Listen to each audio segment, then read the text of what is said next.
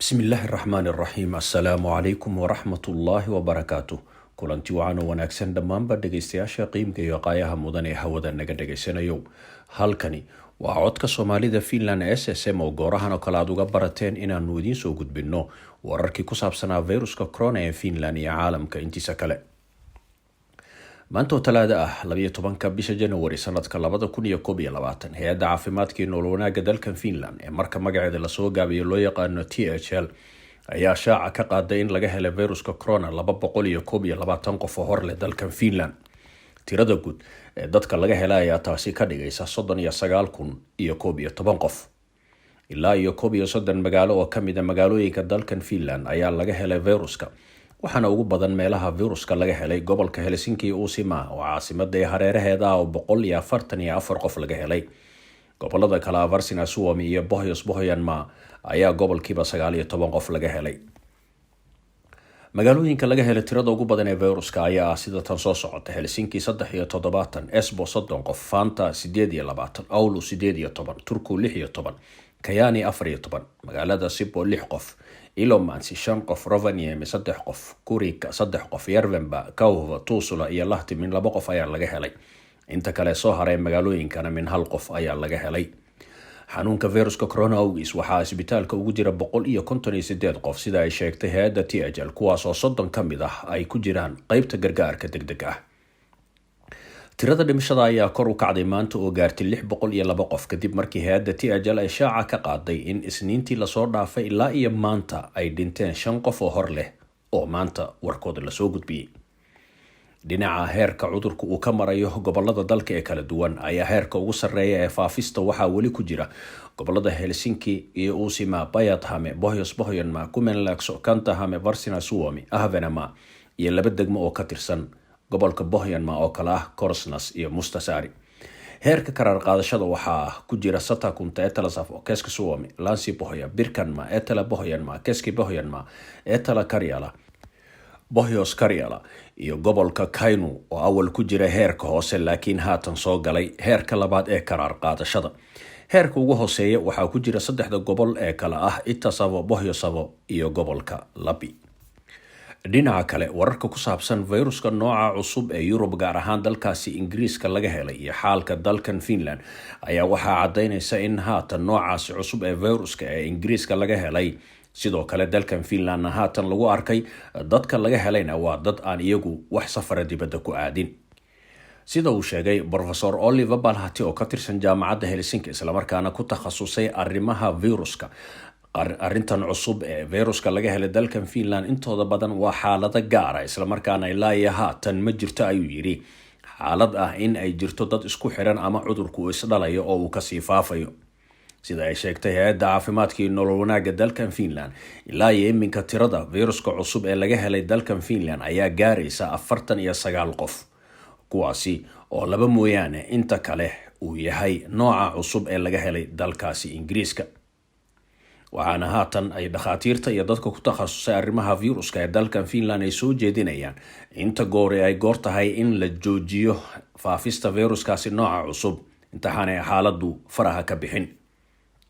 waxaa jirta in haatan meelaha qaarkood ay soo ifbaxayso ay yiraahdeen in laga helayo dad cudurka noocaasi cusub wada laakiinse loo baahan yahay in laga hortago. dhinaca kale dowladda dalka Finland ayaa maalinta berri oo Arbacada ah waxa ay ka shiri doontaa sida Finland ay ugu diyaar garoobayso khatarta noocan cusub ee viruska corona ee sida dhaqsaha u faafaya. wasaaradda caafimaadka iyo arrimaha bulshada ayaa sheegtay in la isku dayi doono in noocan cusub ee faafaya looga hortago iyadoo la adkeeyo xadeemihii hore u jiray. waxaana miiska saaran in xadeemo horle lagu soo rogo dhinacyada waxbarashada iskuulada iyo hiwaayadaha. waxaa sidoo kale la tilmaamaya in la sii wadi doono ardayda dhinaca dugsiyada sare iyo macaahidda ee waxbarashada haatan ku jira dhinaca internetka ay dhici karto in loo sii kordhiyo halka dugsiyada dhexe laftigooda laga yaabo in waxbarashadooda la geliyo dhinaca internetka. arrimahaas oo dhan dowladdu berrita ayay ka arrinsan doontaa isla markaana go'aamo ay ka soo saari doonaan. sidoo kale waxaa wasaaraddu ay soo jeedisay in qofka wixii safar ah oo aan muhiim ahayn uu ka baaqsado inta xaaladani ay aad u taagan tahay. waxaana sidoo kale la isku dayi doonaa in xuduudaha dalka Finland dhammaantoodba la adkeeyo si markaa loo joojiyo xanuunku inuusan gudaha soo gelin. shuruudaha ku xiran shaqada safarka ayaa iyadana lasii adkeyn doonaa, waxaana sidoo kale lagu soo rogi doonaa gaar ahaan xuduudda u dhaxaysa Finland iyo Sweden in la kordhiyo baaritaanka dadka soo galaya laga qaadayo saamiga viruska corona. hay-adda THL ayaa sidoo kale waxa ay u soo jeedisay dadweynaha reer Finland in ay ka baaqsadaan oo iska daayaan safarka ay ku tagayaan dalalka Ingiriiska, Koonfur Afrika iyo dalka Ireland. sababtuna waxa ay tahay nooca cusub ee viruska corona ee dalalkaasi sida aadka ah ugu faafaya. waxaana la sheegay in noocan cusub uu ka dhaqso badan yahay xagga faafista noocii hore u jira ee viruska corona, laakiin dhinaca khatarta iyo in tallaalka uu adkaysi u leeyahay ayaa weli baaritaan ku socdaa, inkastoo ay muuqato in haatan tallaalka weli uusan wax dhibaato ah u geysanaynin. sidoo kale waxaa dadweynaha lala soo jeediyey in wadamadaasi meelahaan ahayn ee safarka laftigooda qofku uu ka fiirsado, islamarkaana wixii aan muhiim ahayn uu ka baaqsado ee uusan aadin. hay-adda THL ayaa shaaca ka qaaday sidoo kale in tirada ilaa iyo iminka dadka la tallaalay ee dalkan Finland ay gaarayso 45,000 oo qof, iyadoo tallaalku weli uu socdo. inkasta oo dad badan ay diidan yihiin, haddana sidii la moodaya ma aha oo dad badan ayaa qaatay tallaalka sida ay sheegtay hay-adda THL, qaarkoodna ay diyaar u yihiin. dhinaca wararka dibaddana waxaa ugu horeeya dalka Sweden oo jimcihii kadib laga helay tiro gaaraysa 17,000 oo qof oo hor leh oo qaba viruska corona, taasi oo haatan tirada dadka laga helay viruska corona kor u qaaday, islamarkaana Sweden ay dhaaftay 500,000. waxaana wararkii ugu dambeeyay ama tirakoobkii 24 saac lasoo dhaafay uu muujinaya in 24 saac lasoo dhaafay oo keliya 4,639 qof laga helay, iyadoo tirada guudna ay noqotay 506,866 qof. tirada dhimashada ayaa sidoo kale waxa ay gaartay 9,667. isbitaalada ayaa lagu soo waramayaa in dadka daryeelka ugu jira viruska corona awgees ay ka badan yihiin kuwii Google lasoo dhaafay. sidaasina waxaa sheegay madaxa arrimaha degdega ee xisbiga talada dalkaasi haya, Johanna Sandwell, oo shir jaraa'id maanta qabatay. ilaa iyo 20% ayaa ka bannaan qaybta gargaarka degdega ah, iyadoo 60% ay buux dhaafiyeen dadka la ildaran xanuunka viruska corona, taasi oo walwal ku haysa howlwadanada caafimaadka ee dalkaasi Sweden, islamarkaana ay dhici karayso in tabar loo waayo in dadka xanuunka lasoo dhaca la geeyo qaybta gargaarka degdega ah. ilaa iyo iminka sida ay sheegtay hay-adda caafimaadka ee dalkaasi Sweden, 80,000 dad kor u dhaafaysa ayaa laga tallaalay viruska corona, waxaana weli socda tallaalka looga hortagayo arrimahaasi. wararka ka imanaya dalka Shiinaha ayaa shaaca ka qaaday in dowladda dalkaasi haatan ay isku dayayso in ay jidxir guud ku samayso dalka, islamarkaana xadeemo adag lasoo rogo si loo joojiyo faafista viruska corona ee haatan si xoog leh uga socota magaalada Peking ee caasimadda dalkaasi Shiinaha iyo agagaarkeeda, waxaana sidaasi sheegtay wakaaladda wararka ee Reuters. tusaale ahaan waxaa dowladdaasi ay amartay magaalada Langwang ee Peking agteeda ku taalla oo ay degan yihiin dad lagu qiyaasay 5 milyan oo qof in ay muddo 7 beri ah guryaha isku xiraan, islamarkaana ay karantiil galaan, iyadoo markaasi baaritaan kooxeedna la samayn doono. waxaa dowladda Shiinuhu ay u maleynaysay in mar hore ay ka adkaatay viruska corona, hase yeeshee maalmahan ayaa mar kale ay dib u soo baxday in tiradada laga helayo. tusaale ahaan maalintii shalay ahayd waxaa laga helay 55 qof oo hor leh, iyadoo 24 saac ka horeysana tiradu ahayd 103. Shiinaha oo ahayd meeshii ugu horeysay xanuunku uu ka soo faafay, islamarkaana caalamka inta kale gaaray, ayaa laga cabsi qabaa mar labaad haddii uu ka dilaaco in saameyn weyn uu ku yeesho caalamka intiisa kale. sababtaas awgeed ayay dowladda Shiinuhu haatan xooga waxa ay saaraysaa in ay kusoo rogto xadeemo adag si looga hortago viruska corona.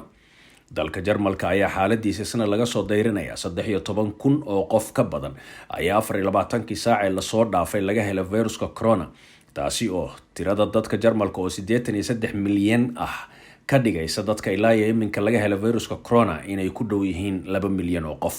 waxaana tirakoobka ugu dambeeyay uu cadeynayaa in 1,933,826 qof laga helay. dhimashada ayaa maraysa 41,577, iyadoo 24 saac lasoo dhaafay ay viruska u dhinteen 891. haweeneyda ka talisa dalkaasi Jarmalka Angela Merkel ayaa waxa ay sheegtay in jidxirka iyo xadeemaha adag ee lagu soo rogay dalkaasi Jarmalka ay socon doonaan ilaa iyo bisha abril ee fooda nagu soo haysa. sidaasna waxaa kasoo xigtay wakaalada wararka ee Reuters. waxa ay Angela Merkel sheegtay in arrinkaasi uu yahay mid khatar ah, isla markaana nooca cusub ee viruska Ingiriiska ee haatan caalamka aadka ugu faafaya ay dhici karto haddii uu si fiican usoo gala Jarmalkaasi in tirada dadka laga helayo maalin walba ay 10 goor laba laabmaan.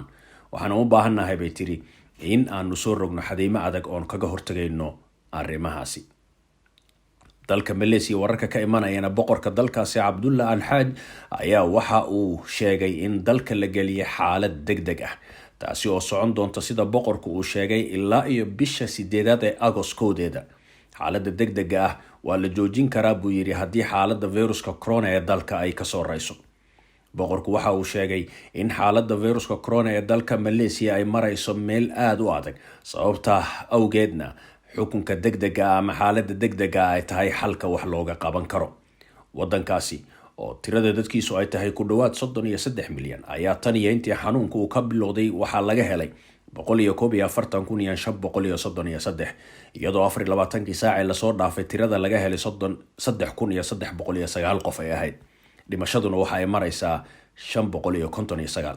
ra-iisul wasaaraha dalka Malaysia Muhyiddin Yassin ayaa waxa uu sheegay in isu socodka dalka gudihiisa la joojiyay, isla markaana muddo 2 toddobaad magaalada Kuala Lumpur laga xiri doono dalka intiisa kale iyo sidoo kale 5 gobol oo ka mid ah dalkaasi Malaysia. guud ahaan wararka ku saabsanaa viruska corona inta aanan ka bixin haddii aanu dulmar yar guud ku sameyno dhegeystayaal, xaaladda caalamka 9,414,797 qof ayuu maraysaa ama ay maraysaa tirada caalamka dadka laga helay. xagga dhimashadana 1,955,773. qaaradda Yurub 29,204,834 ayuu ilaa iyo iminka ku dhacay xanuunku, waxaana dadka u dhintay qaaradda Yurub ay gaarayaan 626,068 qof.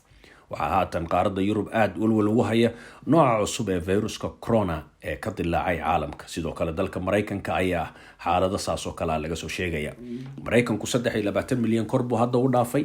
24 saac la soo dhaafay oo kaliya 214,683 qof ayaa laga helay viruska corona, waxaana uu dhintay 964. dalka Ingiriiska ayaa ka mid ah dalalkii ugu badnaa 24 saac la soo dhaafay oo kaalinta shanaad caalamka ku jira, waxaana 24 saac la soo dhaafay laga helay 46,169. 529 qofna xanuunka way u dhinteen. sidoo kale dalka Spain ayaa 24 saac la soo dhaafay 24,631 laga helay. dalalka kale ee tirada laga helay aadka u badan tahay Brazil ayaa ka mid ah oo 28,043 qof laga helay, 477 ay ka dhimatay.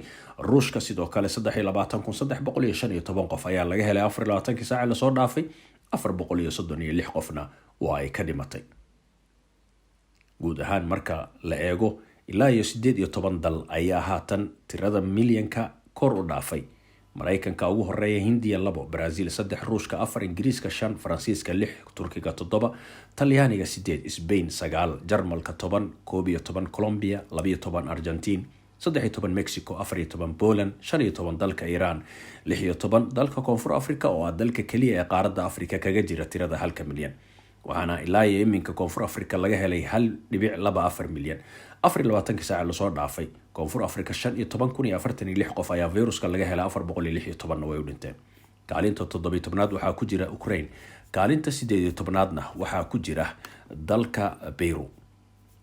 waxaa ku soo xiga dalalkaasi oo kaalinta 19aad ku jira dalka Holland, waxaana Holland haatan ay maraysaa 883,135 qof. 24 saac la soo dhaafay Holland waxaa laga helay xanuunka 4,827, 152 qofna waa ay u dhinteen. kaalinta 20aad waxaa ku jira Indonesia, kaalinta 21aadna Czech, Romania. Canada ayaa kaalinta 23aad ku jirta oo nus milyuun ayay kor u dhaaftay. Belgium ayaa ku soo xigta, iyadana nus milyuun ayay kor u dhaafeen. sidaasi ayay dalalka caalamku isugu xigaan. wararkii viruska corona dhegeystayaal ood kala socoteen codka Soomaalida Finland SSM maanta talaadaha inta ayaan kusoo koobaynaa.